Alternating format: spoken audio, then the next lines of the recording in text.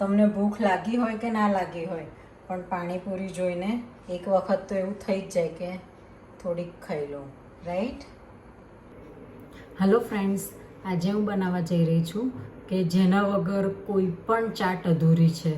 દરેકને નાના મોટાને ભાવે એવી પાણીપુરી.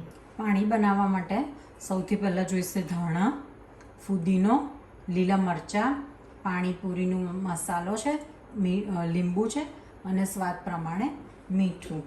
તો સૌથી પહેલાં આપણે પાણીપુરીનું પાણી બનાવવા માટે પેસ્ટ બનાવીશું. બ્લેન્ડર જારની અંદર પહેલાં ધાણા લઈ લઈશું,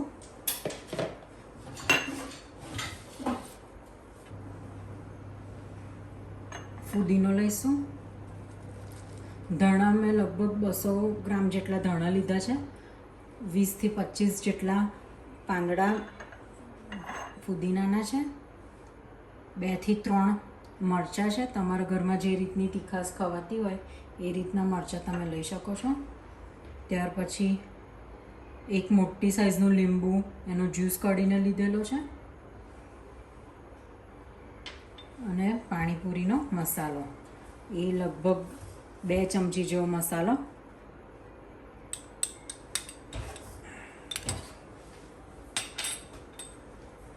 મસાલાની અંદર મીઠું આવે જ છે, તે પ્રમાણે મીઠું લઈશું.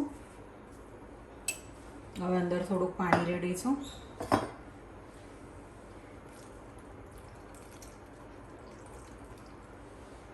અને બ્લેન્ડ કરીશું.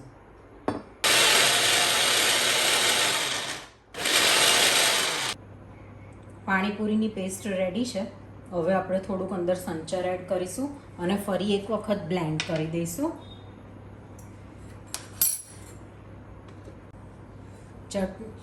ચટણી આપણી સરસ વટાઈને રેડી થઈ ગઈ છે, એની પેસ્ટ. આ પેસ્ટને તમે ફ્રોઝન કરીને 1 મહિના સુધીને તમે ડીફ્રીઝ કરી શકો છો. ગમે ત્યારે કોઈ પણ સિઝનની અંદર તમને પાણીપુરી ખાવાનું મન થાય તો આ પેસ્ટ તમે ફ્રોઝન કરી હોય તો ઇન્સ્ટન્ટ પાણી રેડી થઈ જાય છે. હવે આ પેસ્ટને આપણે પાણીની અંદર આપણા ટેસ્ટ અકોર્ડિંગલી એડ કરીશું.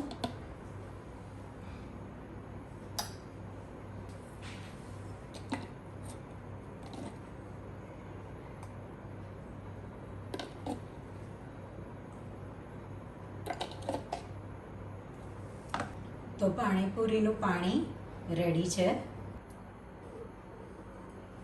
સ્ટફિંગ બનાવવા માટે મેં અહીં આગળ 3 મોટા બટાકા બાફીને રાખ્યા છે.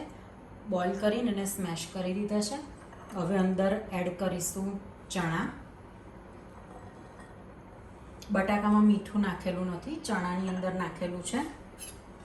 પછી આપણે જે પાણીપુરીની ચટણી બનાવી એ ચટણી એડ કરીશું. 4 to 5 મોટી આપણી સ્પૂન જેટલી છે ચટણી. પછી 1 સ્પૂન પાણીપુરીનો મસાલો અને 1 સ્પૂન સંચર પાવડર. હવે એને મિક્સ કરી દઈએ.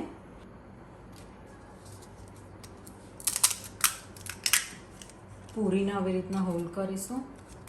આ સાઉન્ડ સાંભળીને જ આપણે બધાના મોઢામાં પાણી આવી જાય, રાઈટ? હવે આપણે અંદર સ્ટફિંગ ભરીશું.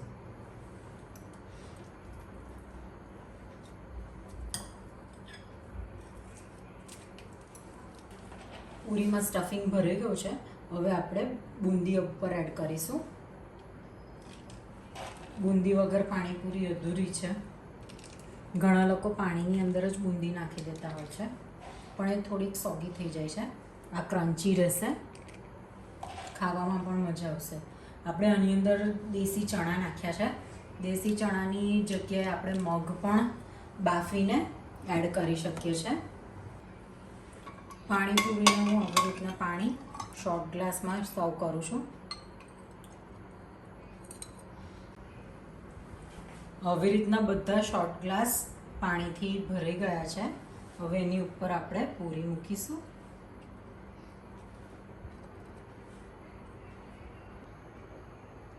તો તૈયાર છે આપણી એકદમ લહરી સ્ટાઇલ પાણીપુરી.